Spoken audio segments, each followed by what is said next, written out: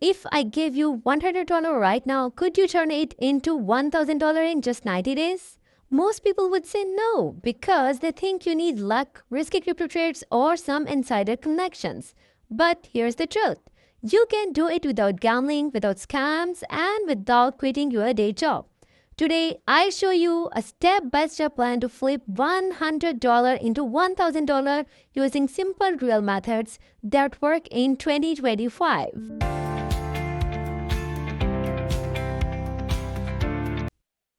Before we start, you need to change how you see that $100. It's not for shopping.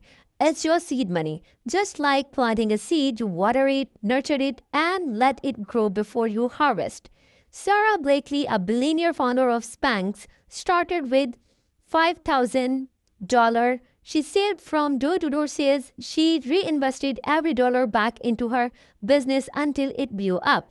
The same principle applies here. Don't spend your first profits, reinvest them so your money multiplies.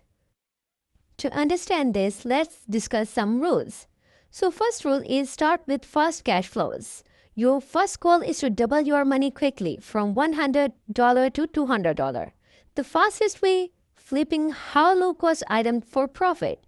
Go to thrift stores, clearance sales, or even your own garage. Find underpriced items and resell them on Facebook, Marketplace, eBay, or local groups.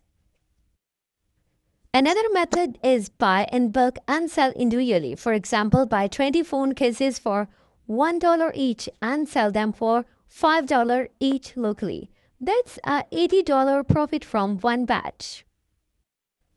Second rule is reinvest, don't spend.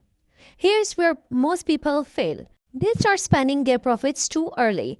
The secret is to reinvest everything in the first 60 days. Let's say you flip items and make $100 profit in a week. 1. Don't buy a new shirt, buy more inventory or tools to spend up sales. My friend did this with iced coffee in his college. He started with a $50 blender and supplies. By month 3, he was selling 50 cups a day, all funded by his reinvestment profits. Third rule is add a skill that multiplies. When you have a cash flow, add a skill to speed up the growth.